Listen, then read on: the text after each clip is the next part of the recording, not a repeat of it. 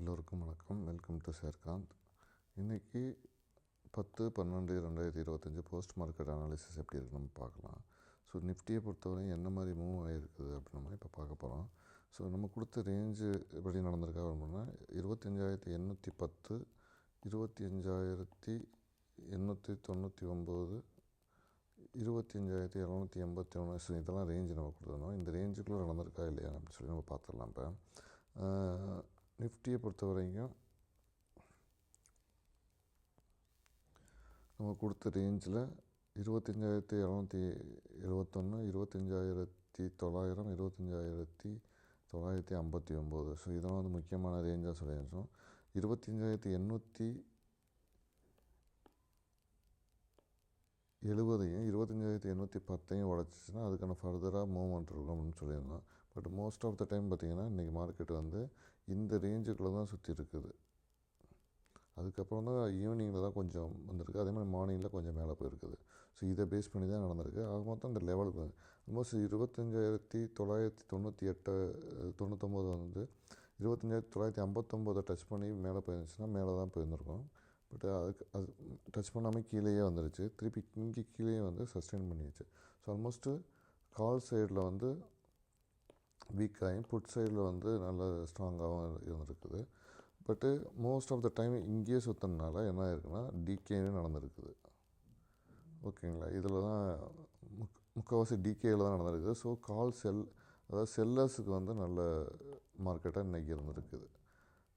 ஓகேங்களா, ஸோ அதுபடி இப்போ நம்ம வந்து கொடுத்ததில் 25,800, 25,850 இந்த ரெண்டு ஸ்ட்ரைக்கு எப்படி நடந்துச்சு அப்படின்னு நம்ம பார்க்கலாம். நம்ம ஸோ 25,000 அதுக்கு முன்னாடி நம்ம வந்து மார்க்கெட்லாம் எப்படி மூவ் ஆச்சுன்னு பார்க்கலாம்.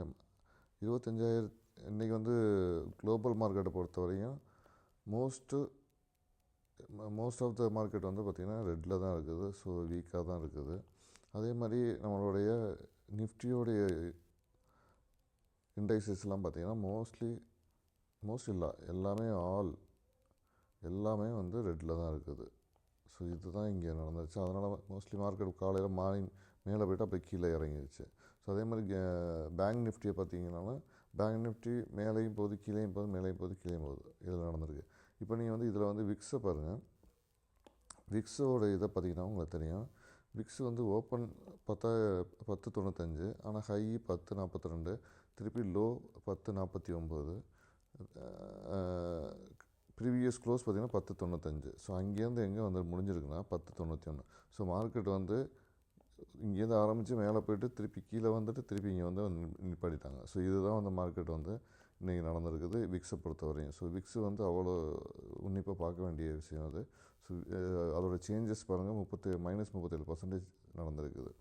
ஸோ இதை பேஸ் பண்ணி தான் இன்றைக்கி வந்து மார்க்கெட்டும் மூவ் ஆகிருக்குது. ஸோ இது எப்படி விக்ஸு மேலே கீழேயும் போயிட்டு வந்துச்சோ அதே தான் இன்றைக்கி மார்க்கெட்லேயே நடந்திருக்குது. ஸோ இது ரொம்ப முக்கியமான பாயிண்ட்டு. அதுக்கப்புறம் வந்து நம்ம 25,800 காலை பார்த்தோம்னா நம்ம கொடுத்த லெவலில் வந்து 178லேருந்து மேலே 207, 207லேருந்து கீழே பார்த்திங்கன்னா 148. ஸோ இந்த ரேஞ்சுக்குள்ளே இருக்கிற வரையும் மார்க்கெட்டு எங்கே உடைக்குதோ அதான்னு சொல்லியிருந்தோம். காலையில் ஒரு தடவை வந்து 178 உடச்சிட்டு மேலே போயிட்டு ஃபஸ்ட்டு டார்கெட் 237 வந்து டச் பண்ணிவிட்டு திருப்பி கீழே இறங்கிடுச்சு. ஓகேங்களா, இதை வந்து காலில் பொறுத்த வரையும். ஸோ ஃபஸ்ட்டு டார்கெட் வந்து சீக்கிரமே முடிஞ்சிச்சு. அதுக்கப்புறம் ஃபுல்லாகவே ஸ்டாப் லாஸ் ஹிட் ஆகிறதுக்கான வாய்ப்புகள் இருக்குது. ஸோ நாம் சொல்லிக்கிறது எல்லாமே பேப்பர் ட்ரேடிங் தான். நான் வந்து செபி ரிஜிஸ்டர் அட்வைசர் கிடையாது. இது full and full paper trading and educational பர்பஸ்க்காக நம்ம சொல்லிக்கிட்டு இருக்கோம். அதே மாதிரி புட்டில் பார்த்தீங்கன்னா 25,850 புட்டு வந்து நம்ம கொடுத்த லெவல் வந்து 119லேருந்து 148, 89, 50 இதை தாண்டி உடச்சிச்சின்னா மேலே போகும் அப்படின்னு சொல்லியிருந்தோம். ஸோ அதுபடி பார்த்திங்கன்னா இந்த ரேஞ்சுக்குள்ளே தான் மார்னிங் ஃபுல்லாக சுற்றிட்டே இருந்துச்சு. திருப்பி இந்த இடத்துலேருந்து சுற்றிட்டு திருப்பி கீழே வந்துருச்சு. ஆனால் இதை உடைக்கவே இல்லை கடைசி வரையும். இதை ஒரே தடவை உடச்சிட்டு ஸ்டாப் லாக் ஹிட் ஆகிடுச்சு. திருப்பி மேலே போய்ட்டு மறுபடியும் ஒரு என்ட்ரி கொடுத்துட்டு ஒரு பாயிண்டில் ஆல்மோஸ்ட் ரேஞ்சுக்கிட்ட வந்துட்டு அங்கே வந்து மார்க்கெட் க்ளோஸ் ஆகிடுச்சு. ஸோ ரெண்டாவது என்ட்ரியில் மட்டும்தான் புட் சைடில் பார்த்திங்கன்னா ப்ராஃபிட்டு நம்மளுடைய ரேஞ்ச் படி பார்த்திங்கன்னா. ஸோ இதுதான் இன்றைக்கி கால் சைடில் காலையில் ஒரு என்ட்ரியில் ப்ராஃபிட்டில் இருந்துச்சு. புட் சைடில் ஒரு என்ட்ரியில் வந்து மினிமம் ப்ராஃபிட்டில் இருந்துருச்சு இன்றைக்கி, ப்ளஸ் ஒரு ஸ்டாப் லாஸும் ஹிட் ஆகிருக்குது இதுபடி நம்ம பார்க்கும்போது. ஸோ இதுதான் இன்றைக்கி நடந்த மார்க்கெட்டோட முக்கியமான இது. ஆல்மோஸ்ட் நம்மளுடைய லெவலுக்குள்ளே தான் சுற்றிட்டே இருந்திருக்குது பாருங்கள். காலையில் ஃபுல்லாக நம்ம அந்த புட்டை பார்த்திங்கனாவே தெரியும் எவ்வளோ தூரம் சுற்றி இருக்குது அப்படின்னு சொல்லிட்டு.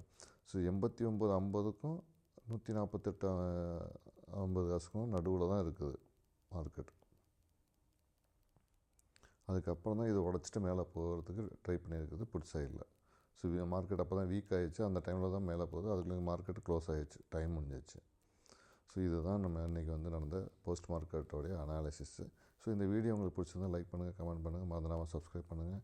நன்றி, வணக்கம், தேங்க்யூ.